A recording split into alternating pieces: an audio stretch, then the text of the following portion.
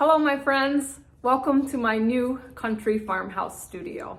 I'm Marnay, and today I would like to personally invite you in to my country farmhouse studio and give you a visual tour. So, follow me along. We're at the front door, and when you come in, this is what you see. This humongous, big, beautiful room. Lots of space in here. So, you can see that there's a lot going on in here, but this is a very fun place to begin your sewing journey. So I'm gonna let's go around this way. I'm gonna give you a visual of the room, and we will start over here. This side is the kitchenette, and this is a really nice thing to have in this sewing studio because when we have sew days and things and we can eat lunch or we want to have parties out here, we have a little 4-seater table here to sit at. I provide coffee, tea, cocoa. I have a shelf, I have coffee cups. We have a refrigerator that we can keep sodas and waters and snacks and things in. Coffee maker, even a sink where I can keep my coffee cups washed. So this is a really nice little area for this studio space. So let's see, let's take you over to the other side, and I'm going to spin you back around so you're really getting the visual of this room.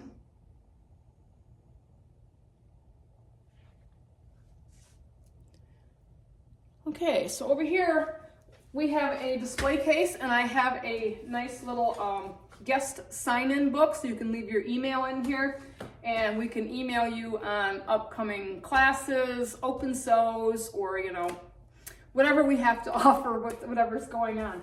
In this case also is provided some things from Erin's shop at Sheet Sew Creative in Wellsboro. She has kindly brought in some things that you can get for convenience if you need a quilt back or you need a term pack or notions. We have that to offer here from her shop. Over here, I have my desk here, and I personally have my tablet here and, just business stuff. Have a printer. On this wall, I have a little memory wall of my dogs, and I will kind of give you a little visual of that up and close. I have Derby and Quincy, and then I have Tinker, Millie, and Sparty, who we had lost in our disastrous house fire last year. So over here you can see there's a lot of books and fabrics and everything. These are all my personal collection, and a lot of those were provided by friends from YouTube. So I have a lot to play with and sew, and I have a lot of quilts to make up for that I have lost. So I've been a very busy girl. So I'm gonna bring you in further and let you take a really good look at this room. So over here, I probably should tell you about this large table here that we have. This was donated to me by my neighbor and good friend, and this is a 10-foot table, which really makes it nice for sewing classes and get-togethers. And even this Christmas, we had a Christmas party in here for my local quilting guild, and it was perfect. I mean, we really had a good time in here. The chairs here, the chairs came from Marketplace. These chairs are amazing. They're all different colors, and they remind me of a sewing room. So the story behind these chairs is my friend Erin from Sheet Sew Creative had found these chairs on Marketplace, and they were 25 chairs. And when she showed them to me, I got really excited because I wanted to get some chairs, and I kind of wanted them all to be mismatched for this table. And I'm like, how do you find that many chairs? Well, she found all these chairs, and they were in Williamsport, PA.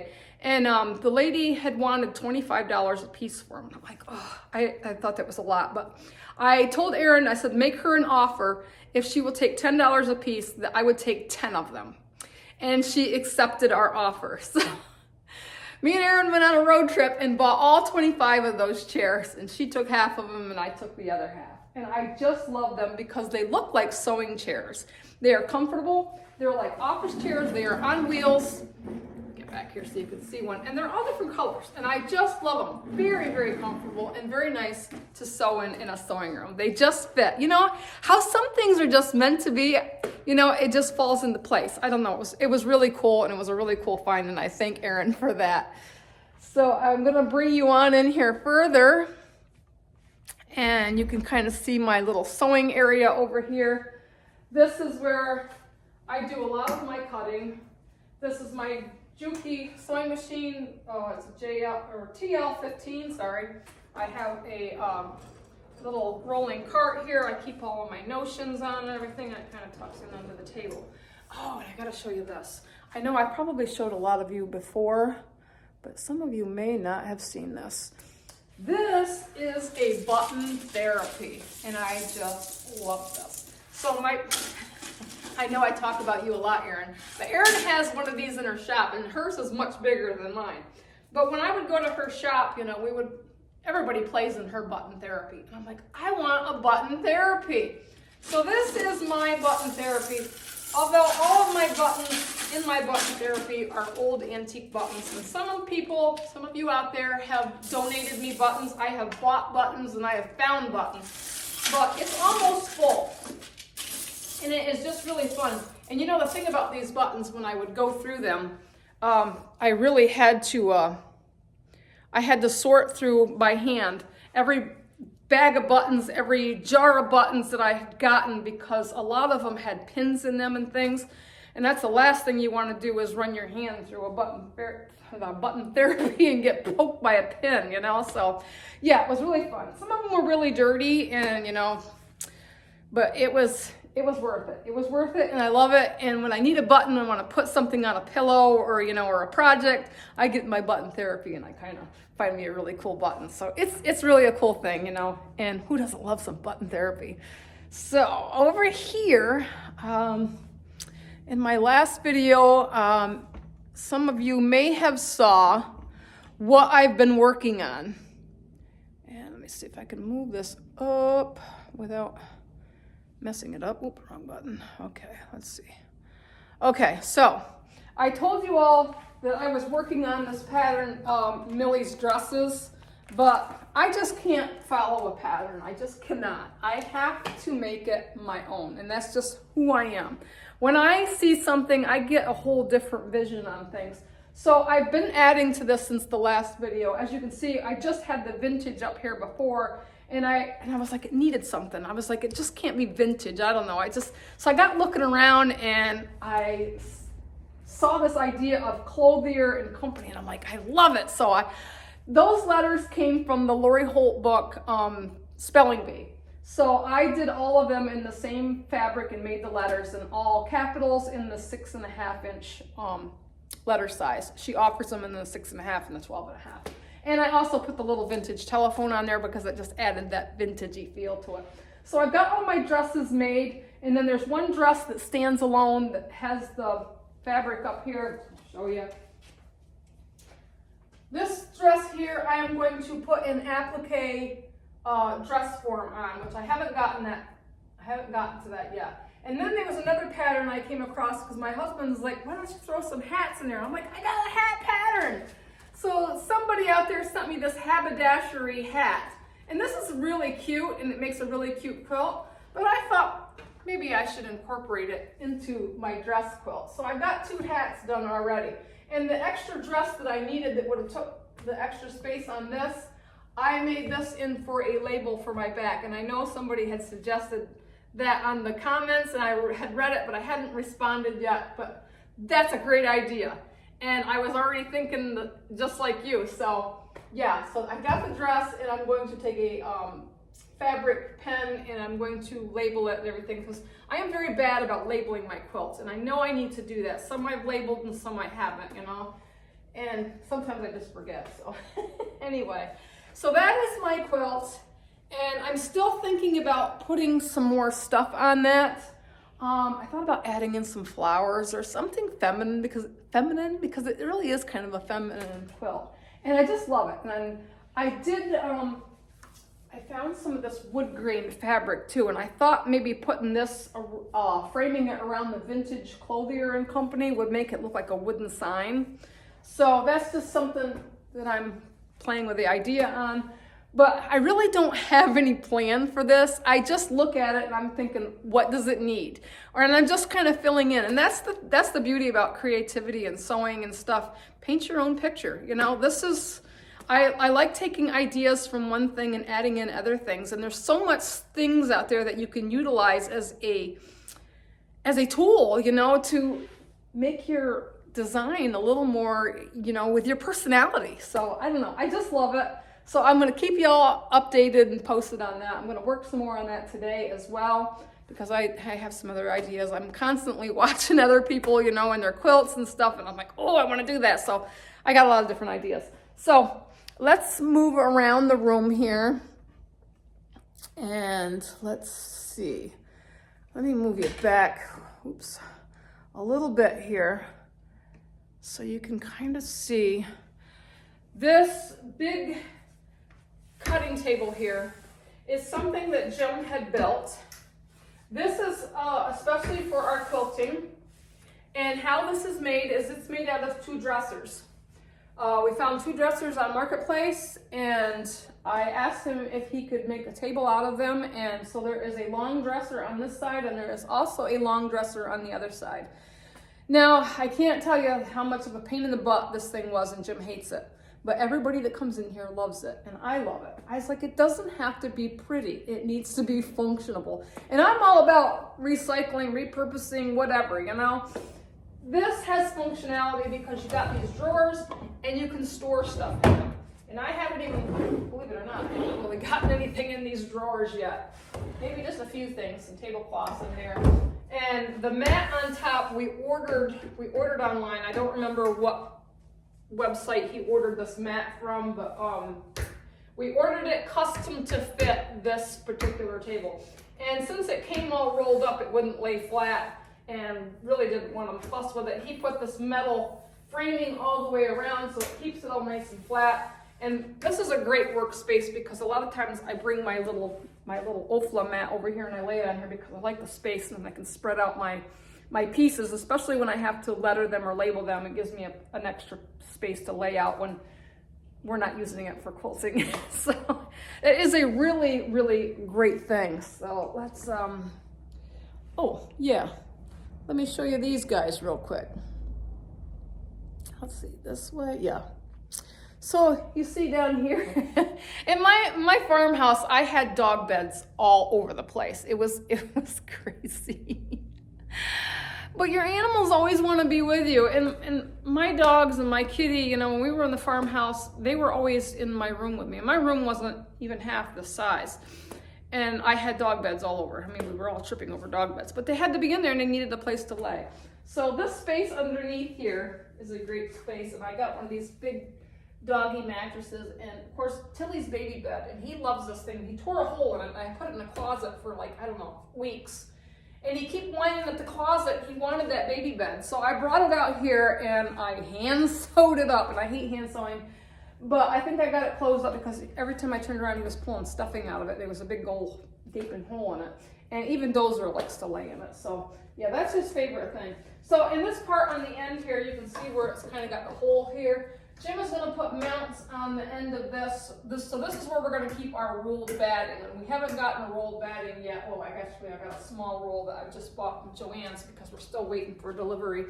But that is going to hold the batting on the end of it. So now I'm going to take you around. Oops. So you can kind of see more fabric shelves over here. All right, let's land here. And you can kind of see this shelf over here. This was another find that was from Repurposing Estates from my neighbor. And she said she couldn't sell it and didn't want to throw it away. So she brought it in here, and I thought I could use this. And I thought about painting it white to match the cupboards or the shelves that were being put in here. But everybody was like, no, don't paint it, don't paint it. So this has kind of become a shelf for, you know, pictures and pretties, pre-cuts. There's an old sewing basket here. I found this at the Goodwill. But I have like blocks in here, a Notion. I have a scan and cut. This was donated to me. I haven't even used it yet. I really want to use that. And then there's a lot of little flat folds in here. These are like fat quarter size, and here are small pieces, and here's some other small pieces. And these ones are like half yards, and these are a little bit bigger fabric. So this is just really nice. And then these drawers, let me show you these drawers down here.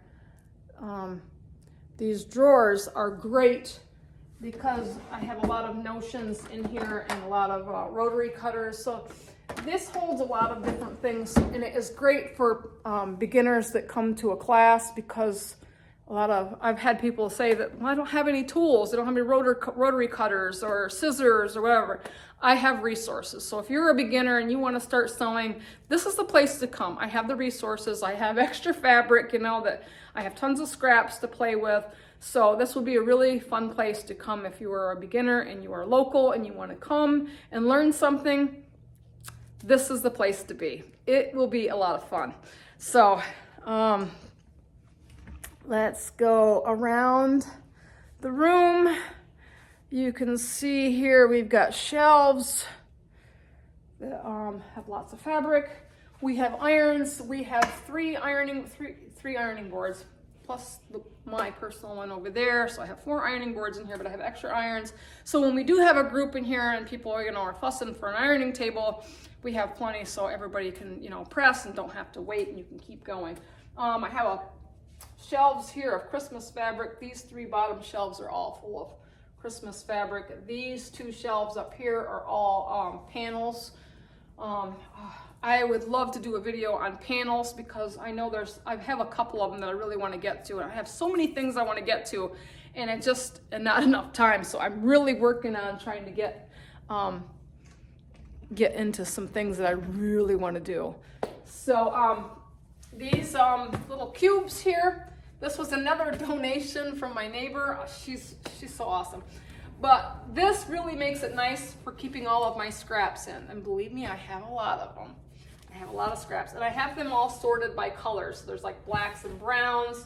This one up here has all whites or light neutrals, greens and bluish green, pinks and reds, and yellows and orange.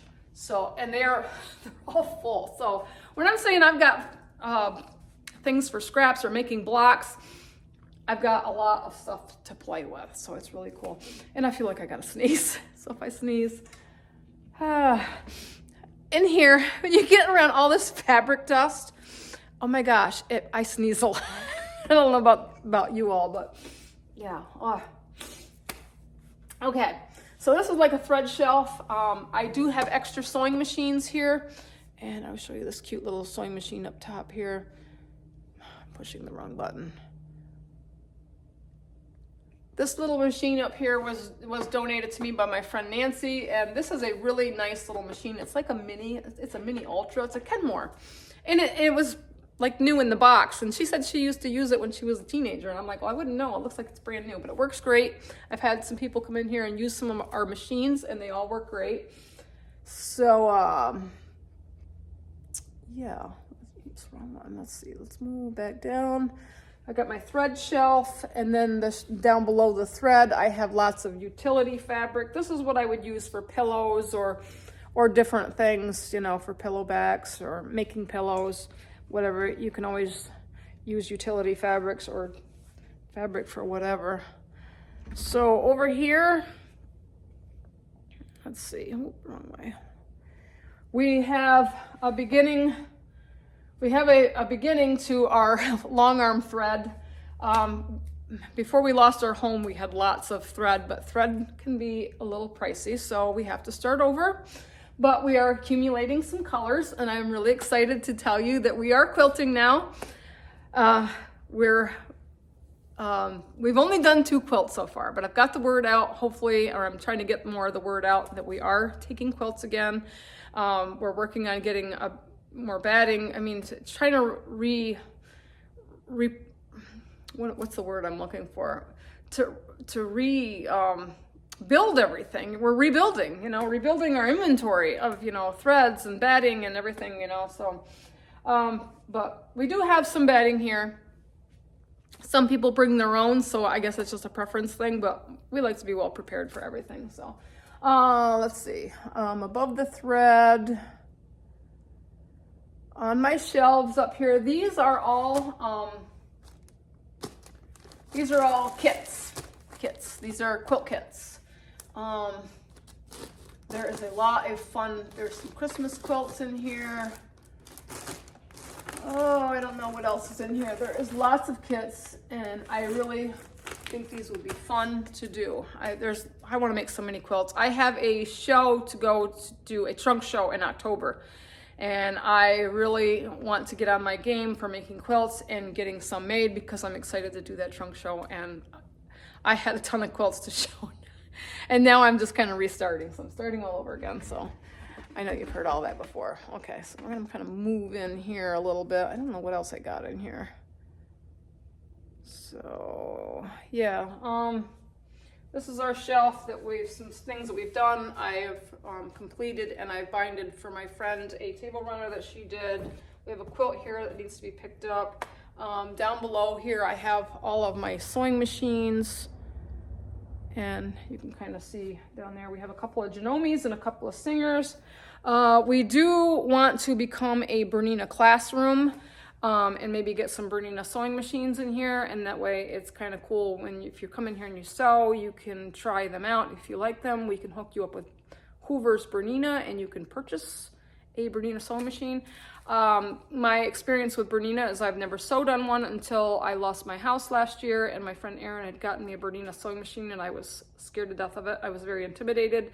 I didn't know how to wind the bobbin or thread it. I mean, it was a learning process, but now that I've had it, I love it, and it's a beautiful Bernina Cafe. Very nice machine. I didn't think I'd ever want a Bernina, but it's a really nice machine. So anyway, let's go over here. And I will give you a nice little shot here of our knolting. This is our knolting long arm. I know somebody had asked about the APQS that was donated to us. The APQS is great, but the APQS would not work with a automated tablet, and we really wanted the automated machine because it makes a very nice and professional quilting job when you want to quilt for other people. So I imagine, I'm not sure what we're gonna do with the APQS yet. This would be a great manual machine if you want to learn to do like ruler work or, handwork or a meander, which I kind of wanted to play on that. I haven't gotten to play on that thing yet, but it would be great for small projects. So I'm not really sure what we're gonna do with that machine just yet, but it is a good machine. It works. It just will not work with an IntelliQuilter, and what we have here is an IntelliQuilter, and we tried to put it on there, but that machine, the APQS, being that it's a little bit older, the buttons would not speak to the tablet. So when it stopped stitching, the needle just kept going up and down. So that can be a problem, because if you step away from the machine and it stops and it keeps sewing, it can put a hole in somebody's quilt, and we can't risk that. So I appreciate that machine being donated to us, but we really needed to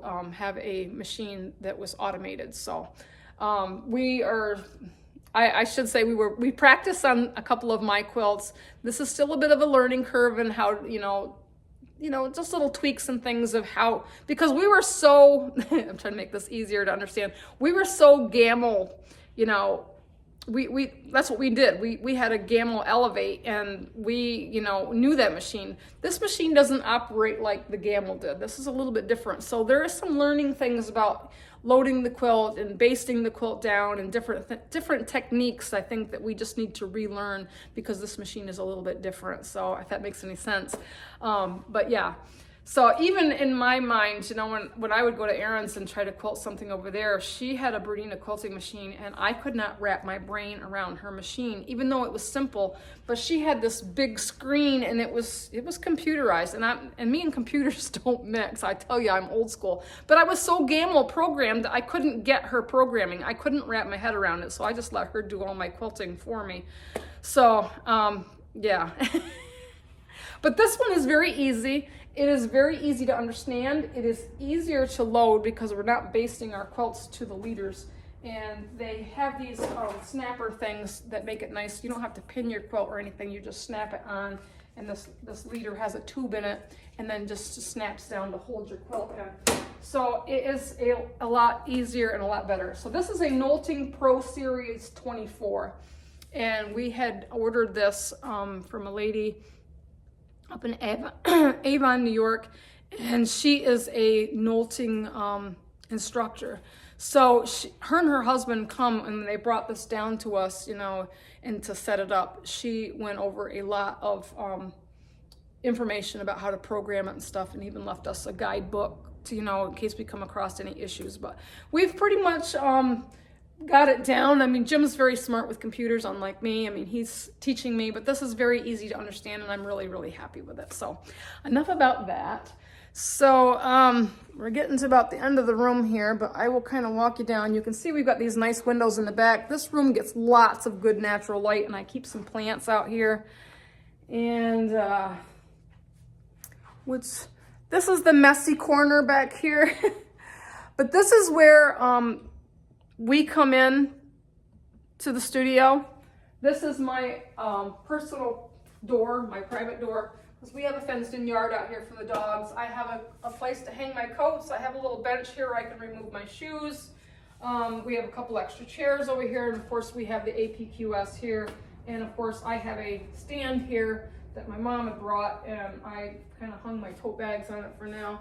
I also have a little drawer unit here, and this keeps a lot of extra little fat quarter-sized pieces of fabric. A lot of them came out of rescue out of my fire, so they're in there because I like a lot of little pieces for different things when I piece or when I quilt. So, and over here, still laying on the APQS, is Jim and I's husband and wife quilts. I know somebody had asked about this.